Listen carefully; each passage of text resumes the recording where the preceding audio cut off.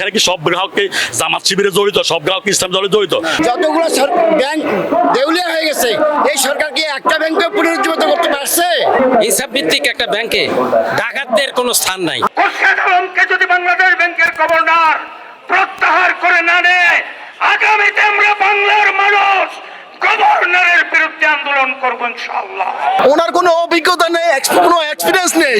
সালামের যেই কটা ব্যাংক সালাম নিয়ন্ত্রিত নিয়েছে, একটা ব্যাংকেরও আপনার 82% থেকে 98% আমানতের টাকা সহ সালাম নিয়ে গেছে। আরো 100 বছর তারা গ্রাহকদের আমানত ফেরে পাওয়ার কোনো সম্ভাবনা নাই।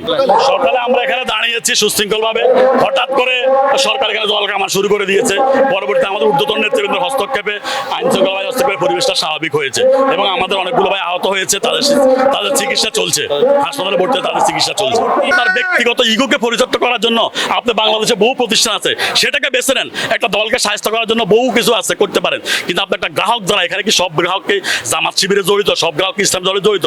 তা আপনি একটা ব্যাংকে এখানে শুধুমাত্র আমরা এখন দেখছি যে এখানে বিএনপির লোকদের কোনো টাকা এই শাখাতে, এখানে সাধারণ মানুষের টাকা বেশি, যার কারণে এই ব্যাংকের প্রতি বিএনপির লোকদের কোনো মায়া দয়া নাই, সরকারের লোকদের এখানে কোনো টাকা নাই। যার কারণে আমরা মনে করি যে এই গ্রাহককে সাহায্য করার জন্য, কারোর উপর প্রতিহিংসা চরিতার্থ করার জন্য ইসলামী ব্যাংকে বেছে নেওয়া হয়েছে এবং সরকার হয়তো এখানে গ্রাহকদেরকে অন টেস্ট পরীক্ষা করছে যে কতটুকু কি করতে পারে। যদি এই পরীক্ষা সরকার ব্যর্থ হবে ইনশাআল্লাহ। আমরা সকাল 9টার সময় আসছি, এই যে জল কামান দিছে কাজী দেখ, তাও যাই না কেন? এখানে আমার টাকা আছে, আমার কষ্ট উপার্জিত টাকা আছে, আমার টাকা আছে, ভবিষ্যতের টাকা আছে। আপনার জন্য তো আমি রিস্ক নিতে পারবো না, বুঝেন নাই? দরকার হলে আপনারও আমি চাই না, আমার টাকা দরকার, আমার টাকা নিরাপত্তা আমি নিব যদি আপনি না পারেন। সরকার ব্যর্থ, এই ব্যর্থ সরকার আমার টাকা নিরাপদ করার জন্য যদি বলেন তাহলে কি মানবো? ভূতের মুখে রাম নাম, এটা হতে পারে না। 4-5টা সাউন্ড গ্রেনেড মারা হয়েছে, আমাদের জল কামান মারা হয়েছে, আমাদের অনেক ভাই আহত হয়েছে, এখন হাসপাতালে ভর্তি আছে তারা। হ্যাঁ, আমরা চাচ্ছি এটার একটা সুষ্ঠু বিচার হোক। হ্যাঁ, আমাদের ইসলামী ব্যাংকের যে খোরশেদ আলম, তিনি এই জায়গা থেকে অপসারিত হোক, এটা আমাদের মূল দাবি। ওনার কোনো অভিজ্ঞতা নেই, কোনো এক্সপিরিয়েন্স নেই। আমরা চাই ইসলামী ব্যাংকে এবং সৎ এবং যোগ্য হিসাব ভিত্তিক একটা ব্যাংকে ডাকাতদের কোনো স্থান নাই। কারণ অতীতে প্রমাণ হয়েছে যারা ব্যাংক ডাকাতি করছে, নারী কেলেঙ্কারিতে আছে, এইসব লোক কেন ইসলামী ব্যাংকে আসবে? 3 কোটি গ্রাহকের ব্যাংক, 3 কোটি গ্রাহকের সাথে আরো 3 কোটি মানুষ আছে এবং এটি হচ্ছে ধর্মপ্রাণ মানুষের ব্যাংক, সৎ মানুষের ব্যাংক, সৎ মানুষ এখানে লেনদেন করি। অতএব খোরশেদ আলম সাহেব, আপনি আওয়ামী লীগের দোসর। আপনার একটি ঘটনা আমার মনে পড়ে, বাংলাদেশ ব্যাংক অডিট করে দেখেছিল আপনার মেয়ে পিকনিক করে কিছু টাকা তছরূপ করেছিল, সেটি বাংলাদেশ ব্যাংকে থেকে দিয়েছিলেন। অতএব যিনি বাংলাদেশ ব্যাংকে নিজের মেয়ের পক্ষে জালিয়াতি করে টাকা বের করে দেন, তিনি একটি সৎ ব্যাংকে কিভাবে ব্যাংকিং করবেন গ্রাহকদের বুঝে আসে না। সুতরাং আমি পুলিশ ভাইদেরকে অনুরোধ করছি, আপনারা আমাদের আত্মীয়, আপনারাও ইসলামী ব্যাংকের সংশ্লিষ্ট গ্রাহক।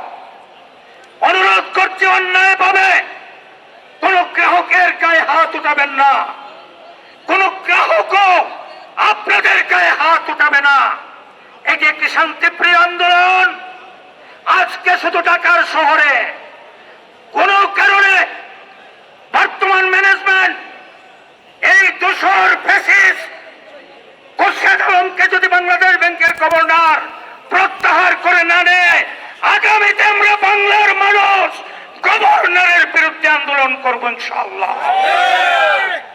সম্মানিত ভাইরা, আমি আপনাদেরকে অনুরোধ করতে চাচ্ছি, আমাদের মাঝখানে কিন্তু কিছু এসালামের দোসর আছে, এগুলোকে আপনারা সতর্ক দৃষ্টি রাখুন।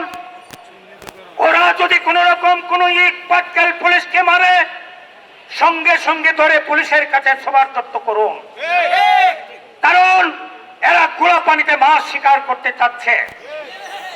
আমি শুনেছি খোরশেদ আলম সাহেব বসুন্ধরায় একটি গাড়ি গিয়েছে ইসলামী ব্যাংকের আপনাকে আনার জন্য।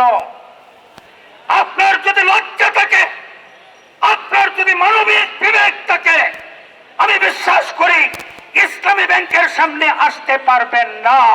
মন্ত্রী, আপনার প্রতি আবার উদাত্ত আহ্বান জানাচ্ছি, আপনি এই ব্যাংকটিকে সৎ যোগ্য মানুষ, ফিনান্সিয়াল অ্যানালিস্ট যারা সততার সাথে, নিষ্ঠার সাথে, যোগ্যতার সাথে কাজ করবে, তাদেরকে কাজ করার সুযোগ দিন।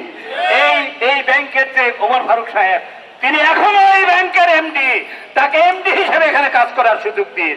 আর এই ব্যাংক ডাকাতকে, এইখানে ব্যাংক ডাকাতের দোষরকে এইখানে চেয়ারম্যান থেকে প্রত্যাহার করে নিন। আশা করি দেশ ও জনতা, দেশের কোটি কোটি মানুষ আপনাকে ধন্যবাদ দেবে, আপনার জন্য দোয়া আসবে। আপনি মানুষের, কোটি কোটি মানুষের, ইভেন আপনার দলের মানুষদেরও, বিএনপির কোটি কোটি মানুষদের অ্যাকাউন্ট এখানে আছে, তাদেরও অভিশাপ নিয়েন না।